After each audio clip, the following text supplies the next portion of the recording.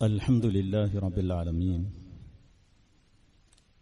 نحمده ونستعينه ونستغفره ونستهديه ونؤمن به ونتوكل عليه ونتوب إليه ونعوذ بالله تعالى من شرور أنفسنا وسيئات أعمالنا من يهده الله فلا مضل له ومن يضلل فلا هادي له أشهد أن لا إله إلا الله وحده لا شريك له وأشهد أن محمدا عبده ورسوله أرسله بالهدى ودين الحق ليظهره على الدين كله ولو كره المشركون اللهم صل على محمد وعلى آل محمد كما صليت على إبراهيم وعلى آل إبراهيم وبارك على محمد وعلى آل محمد كما باركت على إبراهيم وعلى آل إبراهيم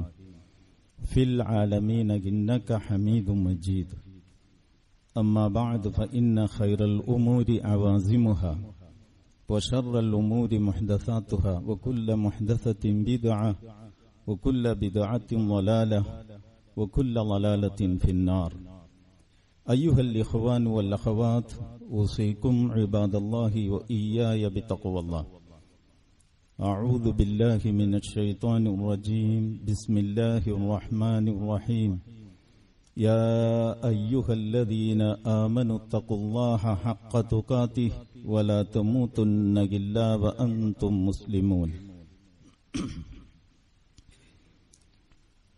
ആദരണീയരായ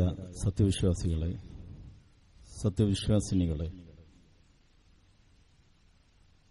നാം ഓരോരുത്തരും നമ്മുടെ ജീവിതത്തിന്റെ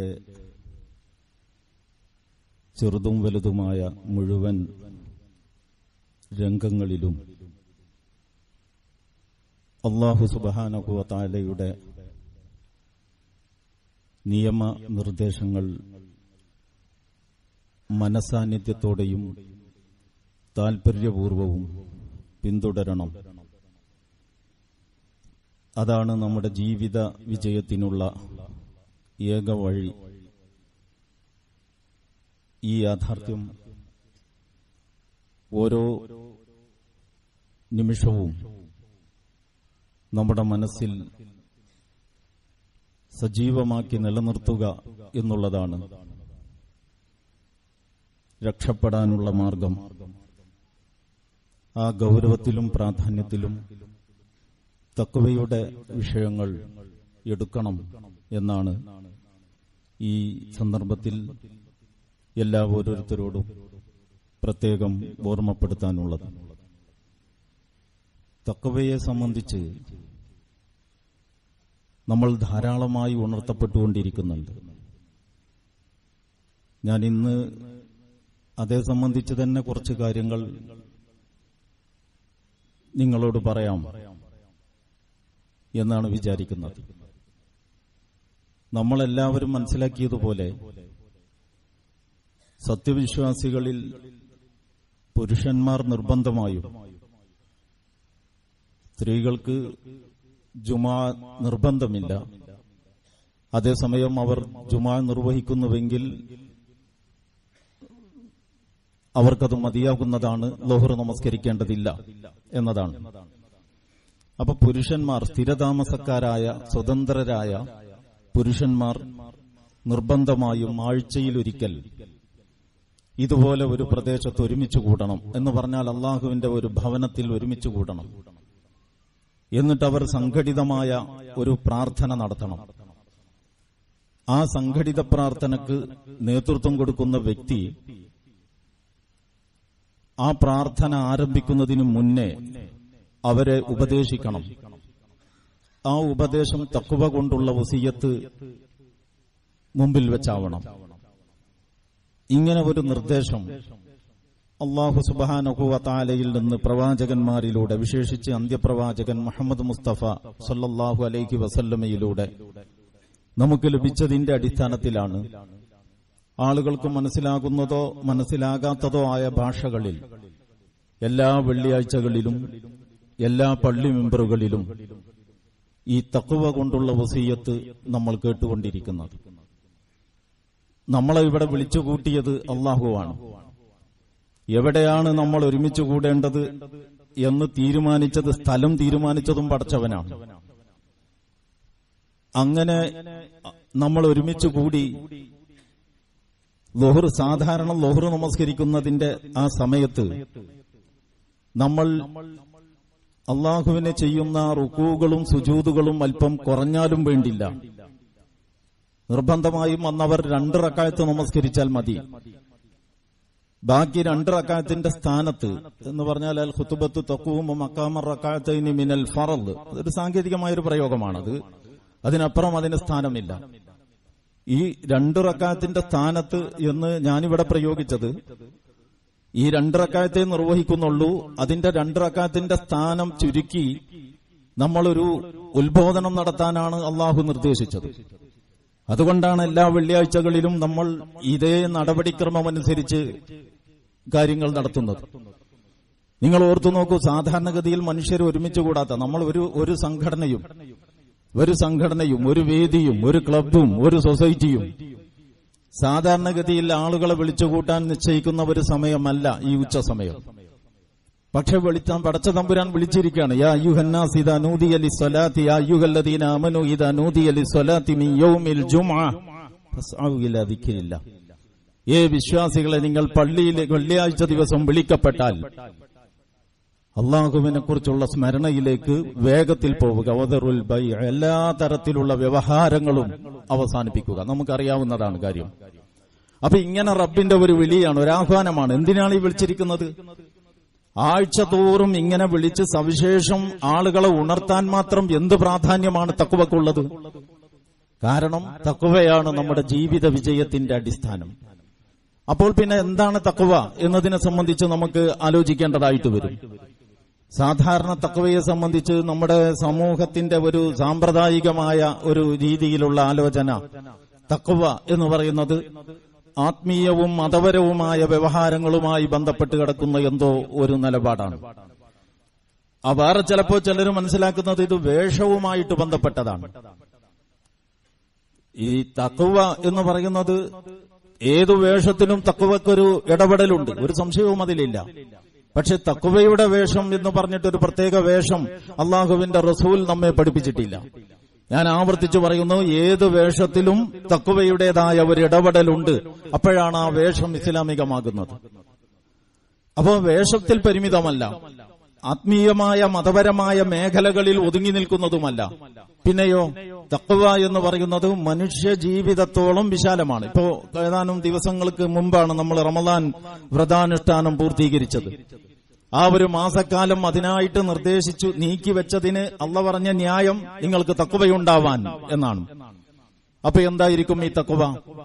ഇത് മനുഷ്യ ജീവിതത്തെ പൂർണ്ണമായും സ്വാധീനിക്കുന്ന അവന്റെ ഒരു നിലപാടാണ്. ഓരോരുത്തരുടെയും, നമ്മുടെ ഓരോരുത്തരുടെയും ഒരു നിലപാടും ഒരു സമീപനവുമാണ് തഖ്വ എന്ന് പറയുന്നത്. ആ നിലപാടിലാണ് നമ്മൾ ജീവിതത്തിന്റെ ചെറുതും വലുതുമായ മുഴുവൻ കാര്യങ്ങളിലും ഏർപ്പെടുന്നത്. അപ്പോഴാണ് നമ്മൾ മുത്തഖിയാകുന്നത്. അള്ളാഹുവിനുള്ള അനുസരണത്തിൽ ജീവിതത്തെ അരക്കിട്ടുറപ്പിച്ച് നിലനിർത്തുക എന്നതാണ് അതിന്റെ കാമ്പ്. നമ്മൾ ആർക്കുള്ള അനുസരണത്തിലാണ് എന്നുള്ളത് വളരെ പ്രധാനമാണ്.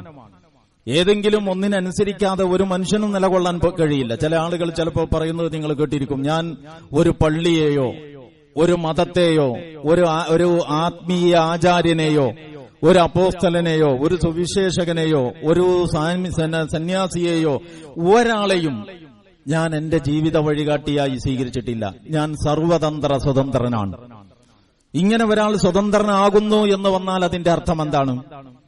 ഒരാൾ തന്നെ എല്ലാ വിലക്കുകളിൽ നിന്നും സ്വതന്ത്രനായി മുക്തനായി സർവതന്ത്ര സ്വതന്ത്രനാവാൻ തീരുമാനിച്ചിരിക്കുന്നു എന്ന് പറഞ്ഞാൽ അതിന്റെ അർത്ഥം അയാളുടെ തന്നെ അടിമയായി തീർന്നിരിക്കുന്നുവെന്നാണ്. അയാൾ സ്വന്തം ഇച്ഛക്ക് പരിപൂർണമായും വിധേയപ്പെട്ടിരിക്കുന്നു, വേറെ ഒരു നിയമത്തിനും അയാൾ വിധേയമല്ല എന്നാണ്. മനുഷ്യരുടെ ജീവിത വിജയത്തിന് അല്ലാഹു സുബ്ഹാനഹു വ തആല നിർദ്ദേശിച്ച വഴി പ്രപഞ്ചങ്ങളായ മുഴുവൻ പ്രപഞ്ചങ്ങളെയും നിയന്ത്രിച്ചുകൊണ്ടിരിക്കുന്ന നാഥനേതോ അവനെ അനുസരിക്കണം, അവന്റെ കൽപ്പനകൾക്ക് കാതോർക്കണം. അപ്പൊ ജീവിതയാത്രയുടെ ഉമറുൽ ഫാറൂഖ് റളിയല്ലാഹു അൻഹുവിനോട് തഖ്വയെ കുറിച്ച് ചോദിക്കുമ്പോൾ അദ്ദേഹം പറയുന്ന ഒരു മറുപടിയുണ്ട്. ഞാനത് എന്റെ ഭാഷയിൽ പറയാം. എന്ന് പറഞ്ഞാൽ, ഒരു കുന്നിന്റെ ചെങ്കുത്തായ ഒരു കുന്നിന്റെ ഒരു മുകളിൽ എത്തിയിട്ട് വേണം ഈ മനുഷ്യന് തന്റെ എന്തോ ഒരാവശ്യം, അത്യാവശ്യമാണ്, അവിടെ പോകാതിരിക്കാൻ പറ്റില്ല. പക്ഷെ എങ്ങനെ പോകും? വളരെ കൂരിരുട്ടുള്ള ഒരു രാത്രിയിലാണ് ഈ യാത്ര പോകുന്നത്. അതിശക്തമായ മഴ, അതുപോലെ തന്നെ അതിശക്തമായ മിന്നൽ. അപ്പൊ ഈ മിന്നലിന്റെ വെളിച്ചത്തിൽ ലേശം പ്രഭ, ഒരരണ്ട വെളിച്ചം കാണുമ്പോൾ ഓരോ കാലടി മുന്നോട്ട് വെച്ച് അങ്ങനെയാണ് അയാൾ നടന്നു പോകുന്നത്. തൊട്ടപ്പുറത്ത് ഈ വീതിയില്ലാത്ത ഒറ്റയടിപ്പാതയുടെ ഒരു വശത്ത് ആഴമേറിയ കൊക്കയാണ്, അതിന്റെ മറുവശത്ത് ഇടതിങ്ങി വളരുന്ന വലിയ കാടാണ്, ഘോരവനം. അതിൽ പലതരത്തിലുള്ള മാരക ഹിംസ്ര ജന്തുക്കൾ അങ്ങനെ വിഹരിക്കുകയാണ്. ഇത്രയും പ്രതികൂലമായ ഒരു അന്തരീക്ഷത്തിൽ, പ്രതികൂലമായ കാലാവസ്ഥയിൽ, വീതിയില്ലാത്ത ഈ ഒറ്റയടിപ്പാതയിൽ അടിവെച്ച് മുന്നോട്ടു പോകുന്ന ഒരു മനുഷ്യൻ തന്റെ ആ നടത്തത്തിൽ അയാൾ പാലിക്കുന്ന, അയാൾ കാണിക്കുന്ന ജാഗ്രത അത്രയും ഗൗരവപ്പെട്ടതാണ് തഖ്വ എന്ന് പറയപ്പെടുകയുണ്ടായി. ജീവിതയാത്രയുടെ വളവിലും തിരിവിലും, കയറ്റത്തിലും ഇറക്കത്തിലും, അടക്കത്തിലും അനക്കത്തിലും, ഏകാന്തതയിലും ജനമധ്യത്തിലും ഈ കാലടി ഞാൻ വെച്ചതുകൊണ്ട്, അല്ലെങ്കിൽ ഈ ഇടപാട് ഞാൻ നടത്തിയതുകൊണ്ട് എനിക്കെന്റെ റബ്ബിന്റെ രിള കിട്ടുമോ, എനിക്കെന്റെ റബ്ബിന്റെ പ്രീതി കിട്ടുമോ, അതല്ല ഞാൻ അവന്റെ ശാപകോപങ്ങൾക്ക് വിധേയനാകുമോ? ഈ ഒരു വിചാരത്തോടെ ജീവിതം മുന്നോട്ട് നയിക്കുന്നതിനാണ് തഖ്വ എന്ന് പറയുന്നത്. വമൻ യുതിഇല്ലാഹ വറസൂലഹു വയഖ്ഷല്ലാഹ വയത്തഖീഹ്, ആർ അല്ലാഹുവിനെയും അവന്റെ റസൂലിനെയും അനുസരിക്കുന്നോ, അവനെ ഭയപ്പെടുന്നോ, അവന് തഖ്വ പുലർത്തുന്നോ എന്ന് വിശുദ്ധ ഖുർആൻ പ്രയോഗിക്കുമ്പോൾ അവിടെ അള്ളാഹുവിനുള്ള അനുസരണം, അള്ളാഹുവിനെ കുറിച്ചുള്ള ഭയം, അള്ളാഹുവിന്റെ ഓരോ നിമിഷവും ഞാൻ അവന്റെ ശ്രദ്ധയിലും അവന്റെ നോട്ടത്തിലുമാണ് എന്ന ബോധം, ഈ കാര്യങ്ങളെല്ലാം കൂടി ചേർന്ന ഒരു വികാരമാണ് തഖ്വ എന്ന് പറയുന്നത്. അറബിയിലെ ആ ആശയം വളരെ സമ്പുഷ്ടമാണ്. ഒരൊറ്റ വാചകത്തിൽ വളരെ വലിയ വിശാലമായ ഒരു കാഴ്ചപ്പാട് അതിൽ ഉൾച്ചേർന്ന് നിൽക്കുന്നുണ്ട്. നമ്മൾ മലയാളത്തിൽ അതിന് തഖ്വ എന്നതിന് സാധാരണ ഭക്തി എന്ന് പറയും. ഭക്തി എന്ന് പറയുമ്പോൾ നമുക്ക് വളരെ പെട്ടെന്ന് ഓർമ്മ വരിക, നമ്മൾ ബസ്സിൽ യാത്ര ചെയ്യുമ്പോൾ നമ്മുടെ സീറ്റിലിരിക്കുന്ന, അടുത്ത് കൂടെ ഇരുന്ന് യാത്ര ചെയ്യുന്ന ഒരാൾ ഏതോ ഒരു പ്രത്യേക സ്ഥലത്തെത്തുമ്പോൾ അദ്ദേഹത്തിന്റെ മാറിന്റെ രണ്ട് ഭാഗത്തും ഇങ്ങനെ ഒരാംഗ്യം കാണിക്കുന്നത് കാണാം. ഇത് ഭക്തിയാണ്, ഭക്തി പ്രകടനം. അത് അവരുടെ വിശ്വാസ ആചാരങ്ങളിൽപ്പെട്ട ഒരു കാര്യമാണ്. ഇതുപോലെ എന്തോ ഒരു ബാഹ്യമായ ഭക്തി പ്രകടനമാണ് തഖ്വ എന്ന് ധരിക്കരുത്. തഖ്വ ഒരു നിലപാടാണ്. ജീവിതത്തെ ആ നിലപാടനുസരിച്ച് ചിട്ടപ്പെടുത്താൻ ഞാൻ തീരുമാനിച്ചിരിക്കുന്നു എന്നാണ് ഒരാൾ മുത്തക്കിയാകുന്നു എന്ന് പറയുന്നതിന്റെ അർത്ഥം. അതുകൊണ്ടാണ് എല്ലാ വെള്ളിയാഴ്ചകളിലും എല്ലാ പള്ളി മെമ്പറുകളിലും ഈ ഗൗരവപ്പെട്ട നിലപാടിനെ കുറിച്ച് വിശ്വാസി സമൂഹം ആവർത്തിച്ചാവർത്തിച്ച് ഉണർത്തിക്കൊണ്ടിരിക്കണം എന്ന് അല്ലാഹു സുബ്ഹാനഹു വ തആല തീരുമാനിച്ചത്. അങ്ങനെയാണ് അവൻ പ്രവാചകന്മാരെ ജനങ്ങളിലേക്ക് അയച്ചത്. ഓരോ പ്രവാചകൻ വന്ന് ഓരോ സമൂഹത്തോട് സംസാരിക്കുമ്പോഴും ഫത്തഖുല്ലാഹ വഅതിഊൻ, നിങ്ങൾ അള്ളാഹുവിനെ തഖ്വ ചെയ്യണം, അള്ളാഹുവിനെ തഖ്വ ചെയ്ത് ജീവിക്കാനുള്ള നടപടിക്രമങ്ങൾ നിങ്ങൾക്ക് വിശദീകരിച്ചു തരുന്നത് ഞാനാണെന്നതിനാൽ, അതിന് റബ്ബ് എന്നെ ചുമതലപ്പെടുത്തിയിരിക്കുന്നു എന്നതിനാൽ എന്നെ അനുസരിക്കണം. വിശുദ്ധ ഖുർആൻ എടുത്തു നോക്കിയാൽ ഇങ്ങനത്തെ ഒരുപാട് ആയത്തുകൾ ഓരോ പ്രവാചകനും അവരവരുടെ സമൂഹത്തിൽ ചെന്ന് ഇങ്ങനെ ആഹ്വാനം ചെയ്തത് കാണാൻ സാധിക്കും. അപ്പൊ ജീവിതത്തോളം വിശാലമായ ഒരു നിലപാടാണ്. അള്ളാഹുവിനുള്ള അനുസരണത്തിൽ ജീവിതത്തെ അരക്കിട്ടുറപ്പിച്ച് നിലനിർത്തുക, അതാണ് ഇസ്ലാമിന്റെ കാമ്പ് തന്നെ. അള്ളാഹുവിനുള്ള അനുസരണത്തിൽ വിശ്വാസി നിലകൊള്ളലാണ് ഇസ്ലാം. യാ അയ്യുഹൽ ഇൻ തുതിഉല്ലാഹ വറസൂലഹു ലാ യലിത്കും മിൻ അഅമാലികും ഷൈഅ, നിങ്ങൾ അള്ളാഹുവിനെയും അവന്റെ ദൂതനെയും അനുസരിക്കുന്ന പക്ഷം നിങ്ങളുടെ ഒരു പ്രവൃത്തിയും, ഏതോ സവിശേഷമായ പ്രവൃത്തിയല്ല, ലാ യലിത്കും മിൻ അഅമാലികും, നിങ്ങളുടെ ഒരു പ്രവൃത്തിയും വെറുതെ ആവുകയില്ല. സൂറത്ത് മുഹമ്മദിൽ അല്ലാഹു സുബ്ഹാനഹു വ തആല പറയുന്നു, യാ അയ്യുഹല്ലദീന ആമനൂ അത്തിഉല്ലാഹ വഅതിഉർ റസൂൽ വലാ തുബ്തിലു അഅമാലകും, വിശ്വാസികളെ നിങ്ങൾ അള്ളാഹുവിനെ അനുസരിക്കണം, അവന്റെ റസൂലിനെ അനുസരിക്കണം, നിങ്ങളുടെ കർമ്മങ്ങൾ നിങ്ങളായിട്ട് തന്നെ ബാത്തിലാക്കരുത്. അപ്പൊ നമ്മുടെ കർമ്മങ്ങൾ നമ്മൾ തന്നെ നഷ്ടപ്പെടുത്താം. നമ്മളിപ്പോ നോമ്പ് കാലത്ത് ഒരുപാട് കർമ്മങ്ങൾ അനുഷ്ഠിച്ചു. അതല്ലാതെ സാധാരണഗതിയിലും ഒരുപാട് സൽക്കർമ്മങ്ങൾ വ്യക്തിപരവും സാമൂഹികവുമായി സംഘടിതവുമായി നമ്മൾ ചെയ്തുകൊണ്ടിരിക്കുന്നു. നമ്മുടെ വിചാരം എന്താ? ഇതൊക്കെ റബ്ബ് രേഖപ്പെടുത്തും, ഇതിനൊക്കെ റബ്ബ് പ്രതിഫലം നൽകും. സംഗതി സത്യമാണ്. പക്ഷേ അള്ളാഹ് നമ്മളോട് ഇങ്ങോട്ട് പറയാണ്, നിങ്ങളുടെ കർമ്മങ്ങൾ ഞാനായിട്ട് നഷ്ടപ്പെടുത്തൂല, പക്ഷേ നിങ്ങളുടെ കർമ്മങ്ങൾ നിങ്ങളായിട്ട് നഷ്ടപ്പെടുത്തരുത്. ഇങ്ങനെ ഒരു വകുപ്പ് പലപ്പോഴും നമ്മുടെ ഓർമ്മയിൽ വരൂല. അതായത് നമ്മൾ കർമ്മങ്ങൾ അനുഷ്ഠിക്കുന്നു, റബ്ബ് അത് രേഖപ്പെടുത്തുന്നു, അതിനൊന്നൊഴിയാതെ പ്രതിഫലം ലഭിക്കുന്നു. ഇതാണ് നമ്മുടെ വിശ്വാസം. പക്ഷേ അല്ലാഹു സുബ്ഹാനഹു വ തആല ഒരു മുന്നറിയിപ്പ് നമുക്ക് ഇപ്രകാരം നൽകിയിരിക്കുന്നു എന്ന ഒരു ബോധ്യം നമുക്കുണ്ടോ? എന്താണ് മുന്നറിയിപ്പ്?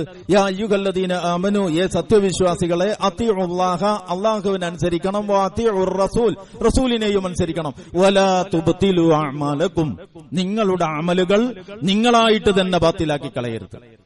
അപ്പൊ എങ്ങനെയാണ് നമ്മുടെ അമലുകൾ നമ്മൾ തന്നെ ബാത്തിലാക്കുക? ജീവിതത്തോളം വിശാലമായ മേഖലകളിൽ നമ്മൾ ഇങ്ങനെ കാര്യങ്ങൾ ചെയ്തുകൊണ്ടിരിക്കുകയാണ്, പറഞ്ഞുകൊണ്ടിരിക്കുകയാണ്, പല വിഷയങ്ങളിൽ ഏർപ്പെട്ടുകൊണ്ടിരിക്കുകയാണ്. ഒന്നിന് പിറകെ ഒന്നായിട്ട് നിരന്തരം നമ്മൾ പ്രവർത്തന നിരതരാണ്. എന്തൊക്കെ കാര്യങ്ങളാണ് നമ്മൾ പറയുന്നത്, എന്തൊക്കെ കാര്യങ്ങളാണ് നമ്മൾ കേൾക്കുന്നത്, എന്തൊക്കെ കാര്യങ്ങളാണ് നമ്മൾ ചെയ്യുന്നത്?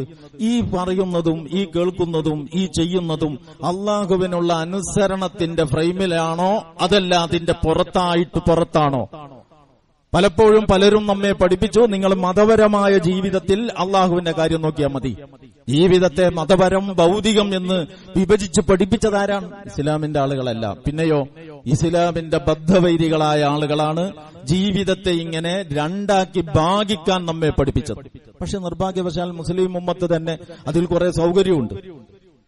അല്ലാഹു സുബ്ഹാനഹു തന്നെ വിശുദ്ധ ഖുർആനിൽ ഒരിടത്ത് ഇപ്പൊ ഇങ്ങനെ ഒരു പ്രസ്താവന നടത്തുന്നുണ്ട്, വലാകിൻ ലനൻതും അന്നല്ലാഹ ലാ യഅലമു കസീറൻ മിമ്മാ തഅമലൂൻ. മാത്രമല്ല നിങ്ങൾ ഇങ്ങനെ കൂടി വിചാരിച്ചു, എങ്ങനെ? നമ്മൾ പറയുന്ന മിക്കതും അല്ലാഹ് അറിയില്ല. അപ്പൊ ജീവിതത്തിന്റെ കുറെ കാര്യങ്ങൾ അള്ളാന്റെ അറിവിലും അവന്റെ പിടുത്തത്തിലുമല്ല എന്ന് വിചാരിച്ചുകൊണ്ട് മനുഷ്യർ സ്വതന്ത്രനായിട്ട് പലതും പറഞ്ഞു, പലതും ചെയ്തു, പലതിലും ഏർപ്പെട്ടു, പലതരത്തിലുള്ള വ്യവഹാരങ്ങൾ നടത്തി. ഇതൊക്കെ മലക്കുകൾ രേഖപ്പെടുത്തി. ഇതെല്ലാം ഒന്നൊഴിയാതെ വിചാരണക്കെടുത്തു. ഒക്കെ തട്ടിക്കിഴിച്ചു നോക്കുമ്പോ ഇയാള് പാപ്പരനായി പോയി. അങ്ങനെ ഹദീസ് നിങ്ങൾ കേട്ടിട്ടില്ലേ? അപ്പൊ ഇത് ഞാൻ ഈ സന്ദർഭത്തിൽ, സാധാരണ നമുക്കറിയാം ഇതിലൊരു പുതിയ കാര്യമില്ല, പക്ഷെ ഞാൻ ഈ ഒരു സന്ദർഭത്തിൽ നിങ്ങളോട് ഇങ്ങനെ സംസാരിക്കാമെന്ന് വിചാരിച്ചത്, ഇത് ഇങ്ങനെ നമ്മളുടെ ബോധമണ്ഡലങ്ങളിൽ നിരന്തരം ആവർത്തിച്ച് കേട്ട് വളരെ പച്ച പിടിച്ചില്ല നിലകൊള്ളേണ്ട വളരെ ഗൗരവപ്പെട്ട ഒരു ഉണർത്തലാണ് ഈ തഖ്വ കൊണ്ടുള്ള ഉണർത്തൽ എന്ന് സത്യവിശ്വാസികളോ മനസ്സിലാക്കണം. കാരണം അള്ളാന്റെ റസൂല് പറഞ്ഞു, ഒരാൾ ജീവിതം ഇവിടുന്ന് അവൻ അള്ളാഹു അനുവദിച്ച സമയം കഴിഞ്ഞിട്ട് തിരിച്ചു പോകുമ്പോ അയാളുടെ കൂടെ 3 സംഗതികളാണ് ഉണ്ടാവുക. ഒന്ന്, ഈ മയ്യത്തിനെ അനുഗമിച്ചു വരുന്ന ബന്ധുമിത്രാദികളും സുഹൃത്തുക്കളുമാണ്. ഒരു പള്ളിക്കാട്ടിൽ ചെന്ന് കബറിലേക്ക് മയ്യത്ത് ഇറക്കി വെച്ച് കല്ല് വെച്ച് മണ്ണിട്ട് മൂടി, മിൻഹാ ഖലഖ്നാകും വഫീഹാ നുഈദുകും വമിൻഹാ നുഖ്രിജുകും താറത്തൻ നുഖറ എന്ന് പറഞ്ഞിട്ട് അവർക്ക് ആ ഒരു പ്രാർത്ഥനയും ചൊല്ലി അവിടുന്ന് പിരിയുന്നതോടുകൂടി അത് കഴിഞ്ഞു, അവര് പോയി. പിന്നെ രണ്ടാമത്തത്, ഇദ്ദേഹത്തിന്റെ കൂടെയുണ്ടാകുന്നത് ഇദ്ദേഹത്തിന്റെ അമലുകളാണ്. അന്തിമമായിട്ട് ഇദ്ദേഹത്തിന്റെ കൂടെയുണ്ടാകുന്നത് അമലുകളാണ്. സമ്പാദ്യം പോലെയുള്ള സംഗതികളുണ്ട്, അതുപോലെ തന്നെ നേരത്തെ ഇയാൾ കൈവിട്ടു. അമലുകളുടെ ഈ മാറാപ്പുമായിട്ടാണ് ഇയാൾ റബ്ബിനെ കാണാൻ പോകുന്നത്. ആ ഭാണ്ഡത്തിൽ എന്തൊക്കെയാണുള്ളത് അതിനൊന്നൊഴിയാതെ ഇദ്ദേഹം നാളെ മറുപടി പറയേണ്ടി വരും. وكل إنسان ألزمناه طائره في عنقه ونخرج له يوم القيامة كتابا يلقاه منشورا. ഓരോ മനുഷ്യന്റെയും ഭാഗ്യ സൗഭാഗ്യങ്ങൾ അവനവനിൽ നിക്ഷിപ്തമാണ്. വിചാരണയുടെ വേളയിൽ അവന്റെ കയ്യിലുള്ള ഈ മാറാപ്പ് പൊളിച്ചിട്ട് അഴിപ്പിച്ചിട്ട് ഇഖ്റ കിതാബക്, നിന്റെ ഗ്രന്ഥം നീ ഇവിടെ ഇപ്പോ ഇത് വായിക്കാൻ നീ തന്നെ മതി, വായിക്ക്.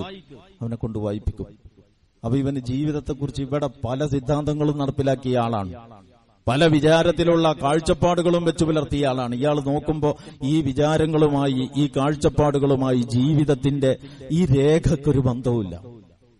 ഇവിടെ നമ്മള് ജീവിതത്തെ എങ്ങനെയാണോ കണ്ടത് അങ്ങനെയല്ല.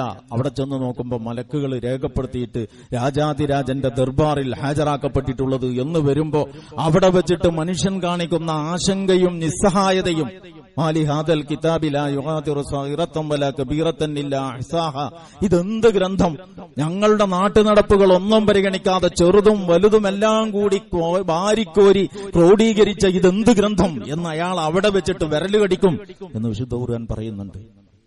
അപ്പൊ ജീവിതം തന്നെയാണ് റെക്കോർഡാക്കപ്പെടുന്നത്, ജീവിതം തന്നെയാണ് സാക്ഷ്യപ്പെടുത്തപ്പെടുന്നത്, ജീവിതം തന്നെയാണ് അളന്നു തൂക്കി തിട്ടപ്പെടുത്തപ്പെടുന്നത്, ജീവിതത്തിന് തന്നെയാണ് വിധി പറയുന്നത്, ജീവിതത്തിന് തന്നെയാണ് പ്രതിഫല നാളിൽ പ്രതിഫലം നൽകപ്പെടുന്നത് എന്ന് നമ്മൾ എപ്പോഴും ഓർക്കണം. തഖ്വ എന്നോർക്കുമ്പോൾ ഇത് ജീവിതവുമായി ബന്ധമില്ലാത്ത വേറെ ഏതോ ഒരു മേഖലയിലെ വ്യവഹാരങ്ങളിൽ പരിമിതപ്പെട്ട് കിടക്കുന്ന എന്തോ ഒന്നാണ് എന്ന് സത്യവിശ്വാസികൾ ഒരു നിലക്കും കരുതിപ്പോകരുത്. അങ്ങനെ കരുതിപ്പോയാൽ അത് ജീവിതത്തിൽ വമ്പിച്ച പരാജയത്തിന് ഇടവരുത്തും എന്നാണ് ഈ സന്ദർഭത്തിൽ ഓരോരുത്തരോടും എന്നോടെന്ന പോലെ ഓർമ്മപ്പെടുത്താനുള്ളത്. റഹ്മാനായ റബ്ബ് അവന്റെ കൽപ്പനകൾ യഥാവിധി അനുസരിച്ച് ജീവിക്കുന്ന ആളുകളുടെ കൂട്ടത്തിൽ നമ്മെ ഉൾപ്പെടുത്തി അനുഗ്രഹിക്കുമാറാവട്ടെ. അള്ളാഹുവിനുള്ള അനുസരണത്തിൽ നിലകൊള്ളലാണ് ഇസ്ലാം എന്ന് പറഞ്ഞല്ലോ, അതേക്കുറിച്ച് ഏതാനും വാചകങ്ങൾ കൂടി പറയാം. അള്ളാഹുവിനുള്ള അനുസരണത്തിൽ നിലകൊള്ളലാണ് ഇസ്ലാം, അല്ലാതെ കുറച്ചു സമയം അള്ളാഹുവിനെ ആരാധിക്കലാണ് ഇസ്ലാം എന്ന് മനസ്സിലാക്കി പോകരുത്. മുഴു സമയവും അള്ളാഹുവിനുള്ള അനുസരണത്തിൽ നിലകൊള്ളുക. സൂറത്ത് ഹുജറാത്ത് നിങ്ങൾ എടുത്തു വായിച്ചു നോക്കൂ. കാലത്തിൽ അറാബ് ആമന്ന എന്ന് തുടങ്ങുന്ന ഭാഗം ലേശം മുന്നോട്ട് പോകുമ്പോ നേരത്തെ ഞാൻ ഓതിയ സൂറത്ത് മുഹമ്മദിലെ ആയത്തിന്റെ ആശയത്തിന് ഇപ്പുറത്ത് നമുക്ക് ആശ്വാസം നൽകുന്ന, അവിടെ നമ്മെ ആശങ്കപ്പെടുത്തുന്ന ഒരു സൂക്തമാണത്. എന്ത്? നിങ്ങളുടെ അമലുകൾ നിങ്ങൾ തന്നെ നഷ്ടപ്പെടുത്തി കളയരുത്. സൂറത്ത് ഹുജറാത്തിൽ അല്ലാഹു സുബ്ഹാനഹു വ തആല നമ്മോട് പറയുന്നത് എന്താ? വഇൻ തുതിഉല്ലാഹ വറസൂലഹു ലാ യലിത്കും മിൻ അഅമാലികും ഷൈഅ. നിങ്ങൾ അല്ലാഹുവിനെയും അവന്റെ റസൂലിനെയും അനുസരിക്കുന്ന പക്ഷം നിങ്ങളുടെ ഒരു പ്രവൃത്തിയും വെറുതെ ആവില്ല. അടിസ്ഥാനപരമായി അള്ളാഹു നമ്മോട് നിയമമാക്കിയ ആരാധനാകർമ്മങ്ങൾ നിർവഹിക്കുന്നതോടൊപ്പം ജീവിത മേഖലയിൽ ഉപജീവനാർത്ഥവും മറ്റും എന്തൊക്കെയോ കാര്യങ്ങളിൽ ഏർപ്പെടാൻ നമ്മൾ ബാധ്യസ്ഥരാണ്. അല്ലാതെ പരിശുദ്ധരായി ഒളൂം എടുത്ത് സുന്നത്തും ഫർളും നിർവഹിച്ചും മസ്ജിദുകളിൽ സജീവമാവുക ജീവിതത്തിൽ എല്ലാവർക്കും എല്ലാ സമയവും സാധ്യമല്ല. അങ്ങനെ പോകാൻ ഇസ്ലാം നിർദ്ദേശിച്ചിട്ടുമില്ല. അപ്പൊ ജീവിതം വിശാലമായ മേഖലകളിൽ പരന്നു കിടക്കുകയാണ്. അവിടെയൊക്കെ നമ്മൾ ഏർപ്പെടുകയാണ്. ഓരോന്നിലേർപ്പെടുമ്പോഴും റബ്ബിന്റെ റിളയുടെ വഴി ഇതിലേതാണ്, അവന്റെ പ്രീതിയുടെ മാർഗം ഏതാണ്, അവനുള്ള അനുസരണം ഇതിലേതാണ്, അവനുള്ള അനുസരണക്കേട് ഏതാണ്, ഇത് കൃത്യമായും മനസ്സിലാക്കിയിട്ട് റബ്ബിനുള്ള അനുസരണത്തിന്റെ വഴി തന്നെയാണ് ഇയാൾ തെരഞ്ഞെടുക്കുന്നതെങ്കിൽ ആ കൃഷി, ആ വാണിജ്യം, ആ കച്ചവടം, ആ വ്യവസായം, ആ പ്രവർത്തനങ്ങൾ അഖിലം സൽക്കർമ്മങ്ങളായിട്ട് റബ്ബ് രേഖപ്പെടുത്തും എന്നാണ്. ഇത് മനസ്സിലാക്കാൻ ഞാൻ പണ്ടേ നമ്മൾ പറയാറുള്ള ഒരു സംഭവം കൂടി ഇതിനോട് ചേർത്ത് വെച്ചുകൊണ്ട് നമുക്ക് ഇന്നത്തെ ഈ ഉത്ബോധനം അവസാനിപ്പിക്കാം. അതെന്താണെന്ന് ചോദിച്ചാൽ, സഹാബിമാരിൽ ചിലർ ഈ ജീവിതത്തിന്റെ ഓരോ മേഖലയിലുമുള്ള പുണ്യത്തെക്കുറിച്ച് റസൂലുള്ള അങ്ങനെ പറയുന്ന കൂട്ടത്തിൽ, ഹദീസ് ലേശം സുദീർഘമാണ്, അങ്ങനെ പറയുന്ന കൂട്ടത്തിൽ ഓരോരുത്തരും അവരവരുടെ ശാരീരികമായ ആവശ്യങ്ങളുടെ പൂർത്തീകരണത്തിന് തന്റെ ഇണയെ സമീപിക്കുന്നത് പുണ്യമാണ് എന്ന് പറഞ്ഞു. അങ്ങനെ പറഞ്ഞപ്പോ ഒരു സഹാബി ചോദിച്ചു, റസൂലെ അതിനിപ്പോ എന്തിനാ കൂലി? അത് ഞങ്ങളുടെ നാട്ടിലെ ജൂതന്മാരും മജൂസികളും അതുപോലെ എല്ലാരും ചെയ്യുന്ന കാര്യമാണല്ലോ, അതിനിപ്പോ എന്തിനാ പ്രതിഫലം? അപ്പൊ ചില ചോദ്യങ്ങൾക്ക് മറുചോദ്യമാണ് ഏറ്റവും കൃത്യമായ ഉത്തരം. അപ്പൊ റസൂലുള്ള അദ്ദേഹത്തോട് ചോദിച്ചു, അതെ, ഒരാൾ തന്റെ ശാരീരിക ആവശ്യങ്ങളുടെ പൂർത്തീകരണത്തിന് അള്ളാഹു അനുവദിച്ചതല്ലാത്ത മാർഗങ്ങൾ സ്വീകരിച്ചാൽ കുറ്റുണ്ടാവോ? ഇപ്പൊ ജെൻഡർ ന്യൂട്രാലിറ്റി ഒരു വഴികേടിന്റെ വലിയ സാധ്യത തന്നെ തുറന്നു വെച്ച ഈ കാലത്ത് നമ്മൾ നിന്ന് ചിന്തിക്കുമ്പോ ഒരാൾ തന്റെ ശാരീരിക ആവശ്യങ്ങളുടെ പൂർത്തീകരണത്തിന് അള്ളാഹു അനുവദിച്ചതല്ലാത്ത ഒരു വഴി തേടി എന്ന് വിചാരിക്കാം, അതിന് കുറ്റുണ്ടാവോ? റസൂൽ ഇയാളോട് ചോദിച്ചു, ഈ സഹാബിനോട് ചോദിച്ചു. അപ്പൊ ആ സഹാബി പറഞ്ഞു റസൂലിനോട്, അതിന് കുറ്റുണ്ടാവും, ഉറപ്പല്ലേ? അള്ളാഹ് അനുവദിക്കാത്തൊരു കാര്യം ചെയ്തിട്ടുണ്ടെങ്കിൽ കുറ്റുണ്ടാവും, ഉറപ്പല്ലേ? അപ്പോ അള്ളാഹ് അനുവദിക്കാത്തതിന്റെ അനന്ത സാധ്യതകൾ മുമ്പിലുണ്ടായിട്ട് അതൊന്നും വേണ്ടെന്ന് വെച്ച്, തന്റെ ശാരീരിക സുഖത്തിന് വേണ്ടി അതൊന്നും വേണ്ടെന്ന് വെച്ച് അള്ളാഹ് അനുവദിച്ചത് മാത്രം തെരഞ്ഞെടുത്ത് അതിൽ മാത്രം തൃപ്തിപ്പെട്ടു നിൽക്കുന്ന ആൾക്ക് കൂലി കൊടുക്കണ്ടേ? ശരിയാണ്, അതിന് പ്രതിഫലം വേണം. അപ്പൊ സഹാബിക്ക് മനസ്സിലായി, ഇത് ഈ ഒരൊറ്റ കാര്യത്തിൽ മാത്രമല്ല. നമ്മൾ കച്ചവടക്കാരാണ്, നമ്മൾ കർഷകരാണ്, നമ്മൾ പൊതുപ്രവർത്തകരാണ്, നമ്മൾ പത്രപ്രവർത്തകരാണ്, നമ്മൾ കലാപ്രവർത്തകരാണ്, നമ്മൾ ജീവിതത്തിന്റെ ചെറുതും വലുതുമായ മേഖലകളിൽ ഒരുപാട് കാര്യങ്ങളിൽ ഏർപ്പെടുകയാണ്. അവിടെ തട്ടിപ്പ്, വെട്ടിപ്പ്, ചതി, ഒരുപാട് അള്ളാഹു അനുവദിക്കാത്തത് ചെയ്യാൻ പറ്റും. അതിന്റെ ഒക്കെ സാധ്യതകൾ നമ്മുടെ മുമ്പിലുണ്ട്. അത് ഉപയോഗപ്പെടുത്തി വളരുന്നവരെ നമ്മൾ കാണുന്നുമുണ്ട്. അവരൊക്കെ അങ്ങനെ വളരട്ടെ, പക്ഷെ എനിക്കത് വേണ്ട. എനിക്ക് എന്റെ റബ്ബിന്റെ റിള മതി. അതുകൊണ്ട് ഓരോ കാൽവെപ്പിലും അവന്റെ പ്രീതിയുടെ വഴി ഏതാണ് എന്ന് ഓരോ കാര്യത്തിലും നോക്കിക്കൊണ്ടിരിക്കുന്നു, കരുതലോടെ കാൽവെക്കുന്നുവെങ്കിൽ അയാളുടെ ആ അമലുകളൊക്കെ പുണ്യകരമാണ്. അതിനൊക്കെ അദ്ദേഹത്തിന് നാളെ പ്രതിഫലം കിട്ടും. അതാണ് അല്ലാഹു സുബ്ഹാനഹു വ തആല പറയുന്നത്, യാ അയ്യുഹല്ലദീന വ ഇൻ തുതിഉല്ലാഹ വ റസൂലഹു ലാ യലിദ്കും മിൻ അഅമാലിക്കും ഷൈഅ. നിങ്ങൾ അല്ലാഹുവിനെയും അവന്റെ റസൂലിനെയും അനുസരിക്കുന്ന പക്ഷം നിങ്ങളുടെ ഒരു പ്രവൃത്തിയും വെറുതെയാവുകയില്ല. ഈ ഒരു പ്രതീക്ഷയോടെ, ഈ ഒരു ബോധ്യത്തോടെ ജീവിതത്തിന്റെ മുഴുവൻ കാര്യങ്ങളും അല്ലാഹുവിനും റസൂലിനുമുള്ള അനുസരണത്തിന്റെ അത്തിവാരത്തിൽ പണിതുയർത്താൻ നമ്മൾ സന്നദ്ധമാകണം. അതാണ് ഈ സന്ദർഭത്തിൽ എന്നോടെന്ന പോലെ നിങ്ങളോട് ഓരോരുത്തരോടും എനിക്ക് ഉണർത്താനുള്ളത്. സർവശക്തനായ നാഥൻ അതിനുള്ള തൗഫീക്ക് നമുക്ക് നൽകുമാറാവട്ടെ. നമ്മുടെ ഭാഗത്ത് നിന്ന് സംഭവിച്ചു പോകുന്ന വീഴ്ചകളും പോരായ്മകളും റഹ്മാനായ റബ്ബേ ഞങ്ങൾക്ക് നീ പുറത്തു തരണേ തമ്പുരാനെ. ജീവിതത്തിലുടനീളം നിന്റെ ഇഷ്ടപ്പെട്ട വഴി തെരഞ്ഞെടുത്ത് ആ വഴിയിലൂടെ ജീവിതത്തെ ചിട്ടപ്പെടുത്തി തെറ്റുതിരുത്തി അങ്ങനെ മുന്നോട്ടു പോകാനുള്ള തൗഫീക്കും സന്മനസ്സും സന്നദ്ധതയും ഞങ്ങൾക്ക് നൽകി അനുഗ്രഹിക്കണേ നാഥ. ഞങ്ങളുടെ കൂട്ടത്തിൽ നിന്ന് ധാരാളം ആളുകളെ നീ തിരിച്ചു വിളിച്ചു. അവരോടൊക്കെ കരുണ കാണിക്കണേ തമ്പുരാനെ. അവരുടെ അമലുകൾ സ്വീകരിക്കണേ നാഥ. അവരുടെ വീഴ്ചകൾ പുറത്തു കൊടുക്കണേ തമ്പുരാനെ. പടച്ചവനെ, ഞങ്ങളോടൊപ്പമുണ്ടായിരുന്ന നിരവധി പേർ രോഗശയ്യയിലായി. ഒരുപാട് ആഗ്രഹങ്ങൾ അവർക്ക് ഇനിയും ഭാവി ദീനീ പ്രവർത്തനത്തെക്കുറിച്ചുണ്ട്. പക്ഷേ അവർക്ക് എഴുന്നേൽക്കാൻ വയ്യ, കിടക്കപ്പായിൽ നിന്ന് തല ഉയർത്താൻ തന്നെ വയ്യാത്ത നിസ്സഹായതയിൽ. അല്ലെങ്കിൽ ചിലർ രോഗം പേറിക്കൊണ്ട് ഞങ്ങളോടൊപ്പം ഓടിക്കൊണ്ടിരിക്കുന്ന പടച്ചവനെ, അവർക്കൊക്കെ നീ ശമനം നൽകണേ നാഥ. അവർക്ക് ആരോഗ്യത്തോടുകൂടിയുള്ള ആയുസ് നൽകണേ തമ്പുരാനെ. ഞങ്ങളുടെ കുടുംബത്തിലെ പലരും ഉപജീവനാവശ്യാർത്ഥവും വിദ്യാഭ്യാസപരമായ ആവശ്യത്തിനും മറ്റുമായി വിദേശ രാജ്യങ്ങളിലാണ് പടച്ചവനെ. അവരെ നീ ഏതവസ്ഥയിലും കാത്തു രക്ഷിക്കണേ തമ്പുരാനെ. അവരുടെ പ്രവൃത്തികളിൽ, അവരുടെ പഠനങ്ങളിൽ, അവരുടെ പ്രവൃത്തികളിൽ നീ ഖൈറും ബർക്കത്തും വർദ്ധിപ്പിച്ചു കൊടുക്കണേ റബ്ബെ. പടച്ചവനെ, ലോകത്തിന്റെ വിവിധ ഭാഗങ്ങളിൽ പൊരുതിക്കൊണ്ടിരിക്കുന്ന, ന്യായത്തിനും നീതിക്കും വേണ്ടി പൊരുതിക്കൊണ്ടിരിക്കുന്ന ആളുകളുടെ പാദങ്ങൾ നീ സ്ഥൈര്യം നൽകണേ അല്ലാഹ്. പടച്ചവനെ, അവസാനം ഞങ്ങളെയും പൂർവ്വസൂരികളായ മഹാന്മാരോടൊപ്പം ജന്നാത്തുൽ ഫിർദൗസിൽ ഒരുമിച്ച് കൂട്ടണേ നാഥ. അഖൂലു ഖൗലി ഹാദാ അസ്തഗ്ഫിറുല്ലാഹ ലീ വലക്കും വലിജമീഇൽ മുഅ്മിനീന വൽ മുഅ്മിനാത്ത് അസ്തഗ്ഫിറുഹു ഇന്നഹു ഹുവൽ ഗഫൂറുർ റഹീം.